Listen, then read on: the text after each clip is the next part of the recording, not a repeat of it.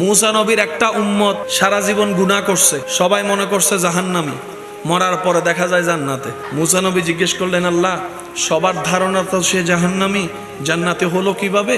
এতটুক তো জানি কোনো না কোনো কারণ তো নিশ্চয়ই আছে, কারণ তুমি তো দয়াবান, তুমি তো কারণ খুঁজতে থাকো, বান্দা কিছু একটা করুক যেটা দেখে তুমি আল্লাহ সব গুনাহ মাফ করে জাহান্নামীকে জান্নাতি বানায় দিতে পারো। সুবহানাল্লাহ।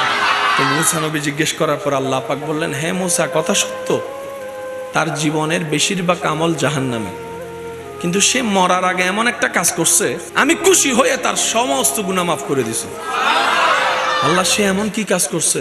বলে যে বেশি কিছু না, কুত্তারে পানি খাওয়াইছে। আল্লাহ কুকুরকে পানি খাওয়ানোর কারণে সারা জীবনের গুনাহ মাফ। রব বলে যে আমার সৃষ্টির প্রতি যে দয়া করে আমি তার প্রতি দয়া করি। এবার বান্দা যখন হাদিসটা বুঝলো, এবার তার মনের মধ্যে একটা তুফান সৃষ্টি হয়ে গেল। হায় রে হায়, আমার বাবাও তো রবের বান্দা, আমার মাও তো রবের বান্দা, আমার স্ত্রীও তো রবের বান্দা, আমার স্বামীও তো রবের বান্দা, আমার ভাইটাও তো রবের বান্দা, আমার বোনটাও তো রবের বান্দা, আমার প্রতিবেশীও তো রবের বান্দা, রিক্সা যে চালায় সেও তো রবের বান্দা, সিএনজি যে চালায় সেও তো রবের বান্দা, যে ড্রেন পরিষ্কার করে সেও তো রবের বান্দা, আমার ডাইনে রবের বান্দা, বামে রবের বান্দা, সামনে রবের বান্দা, পিছনে রবের বান্দা। আর সৃষ্টির প্রতি দয়া করলে তো স্রষ্টা খুশি হয়। এবার বান্দার যখন সে বুঝ চলে আসলো, সে আর আগের মতো বউয়ের সাথে রাগ দেখায় না, ঝগড়া করে না, তালাকের ভয় দেখায় না, যৌতুক নিয়ে মারামারি করে না, কথায় কথায় আর রাগারাগি করে না। সে চিন্তা করে সে তো আমার রবের বান্দা, তার মন খুশি করতে পারলে আমার আল্লাহ খুশি। এবার বউয়েরও চিন্তা হচ্ছে এটা তো শুধু আমার স্বামী নয়, এটা আমার রবের বান্দাও, তো আমার রবের বান্দার সেবা করলে তো ওই বান্দার রবে তো আমাকে দান করবে। এবার বউয়ের চিন্তা হলো স্বামী আমার রবের বান্দা, স্বামীর চিন্তা হলো বউ আমার রবের বান্দা, এবার বাইয়ের চিন্তা হলো বাই রবের বান্দা। এখন আর জাগা খাওয়ার লোভ লাগে না, আল্লাহর জন্য সবকিছু উৎসর্গ করতে থাকে। সুবহান। এইভাবে এই পরিবর্তনটা আসে। সেজন্য হাদিসে বলা হয় আল হুব্বু ফিল্লাহ ওয়াল বুগযু ফিল্লাহ, প্রেম হবে শুধু আল্লাহর সন্তুষ্টির জন্য। কখনো ভেবে দেখেছেন টিকে না কেন? মনে রাখবেন টিকবে সেটাই যেটার উপর রব খুশি হবে। সুবহানাল্লাহ। আমি শুনি না, আরো জোরে বলেন।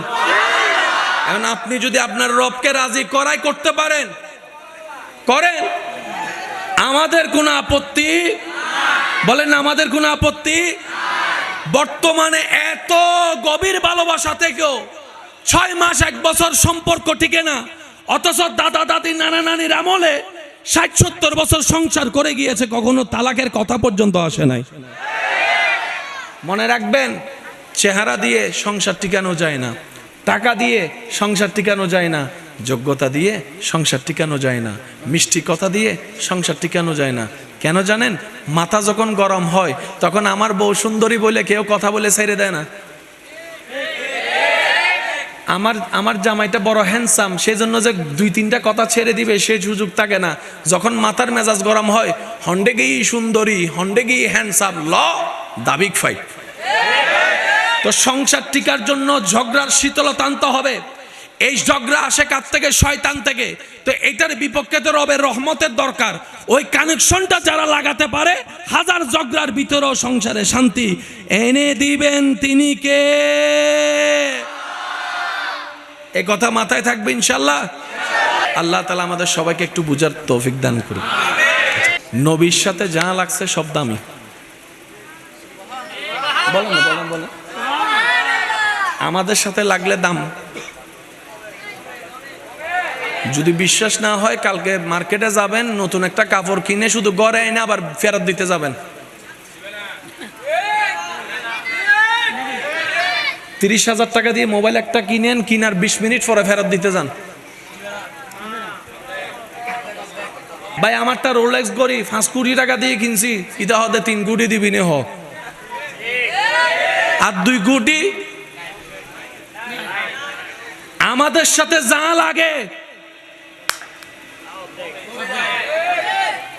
দাম, নবীজির সাথে যা লাগছে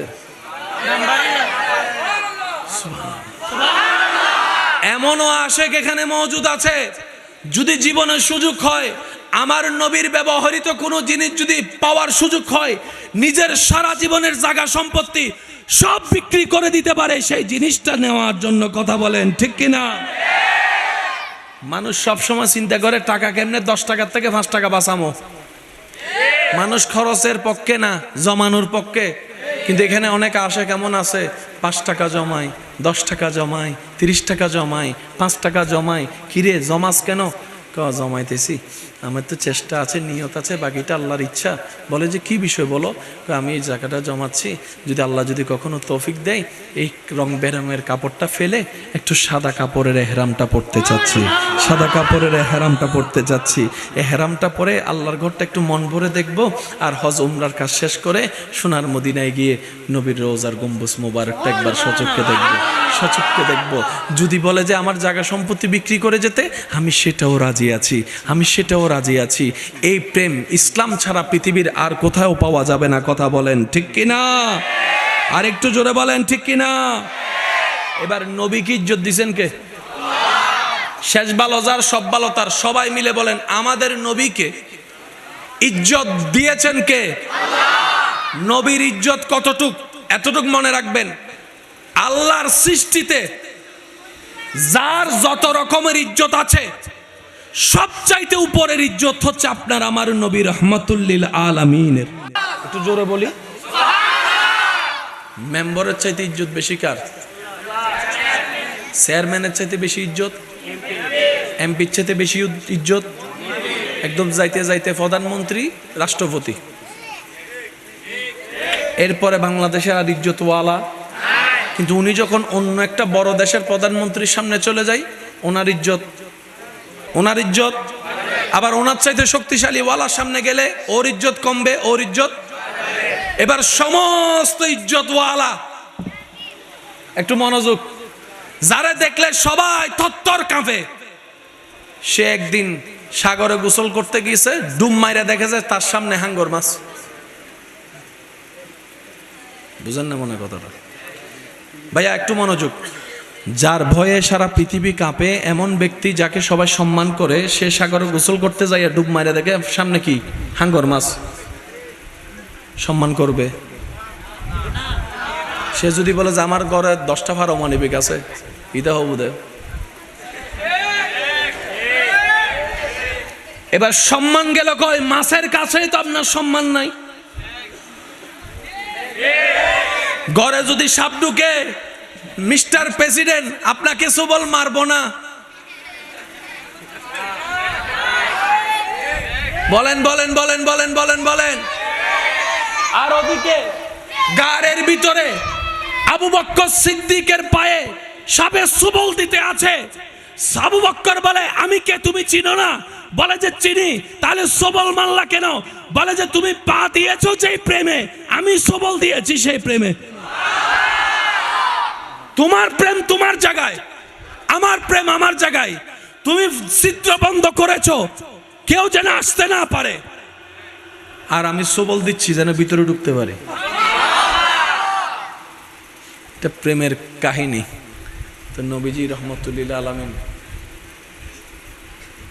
থুতু মোবারক লাগাই দিলেন 20